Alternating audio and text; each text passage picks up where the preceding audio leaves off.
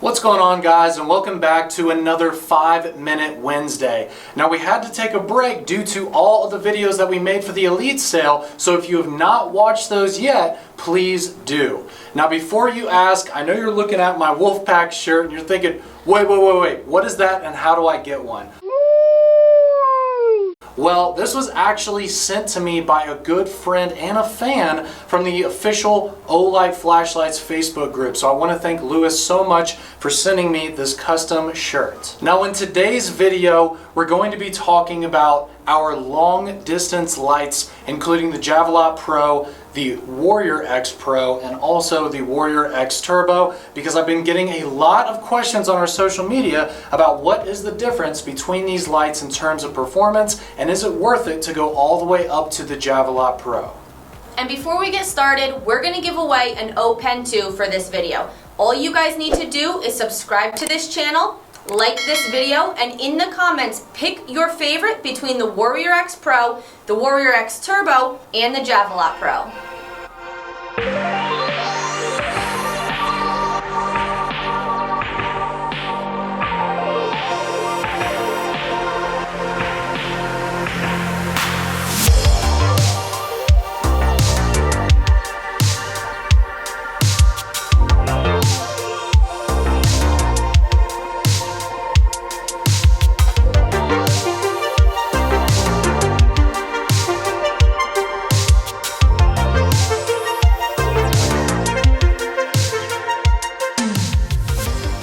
Let's start off by talking about the Javelot Pro compared to the Warrior X Turbo.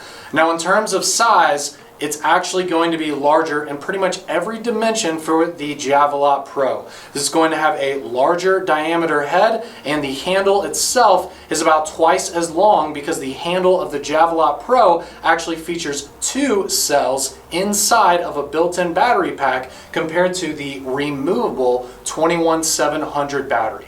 So if you prefer to have a single cell that is removable, you'll want to go with the Warrior X Turbo, but if you want to have the best battery life and the most performance, you're going to want to go with the Javelot Pro. Now, the UI on the tail switches on both of these lights are exactly the same. So depending on how much pressure, you can go from a low to a high mode. The tail switch on the Javelot Pro is completely flat. On the Warrior X Turbo, there are 3 prongs that stick up, but they are still both magnetically rechargeable. Now, the Javelot Pro does feature a side switch where you can access 3 different modes. The Warrior X Turbo is only high and low through the tail switch. Now, with the new design of the tail cap on the Warrior X Turbo, you can use the Odin pressure switch with it as well. That is an additional accessory available on the website.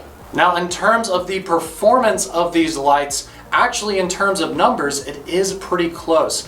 This has 1,080 meters of beam distance, and that has 1,000 meters of beam distance. But as you can see in this comparison, it actually is a lot more intense with the Javelot Pro. Check this out. The reason why people love the Javelot Pro is just because look at that beam, guys. The surrounding light is perfect, by the way. Look how perfect that circle is. And then you're getting awesome intensity on the tree. But we'll do it again here with the Turbo, and it's still really nice. I mean, you're getting the surrounding light there. It's full. It's not an odd shape. And then the intensity on that tree down there is huge.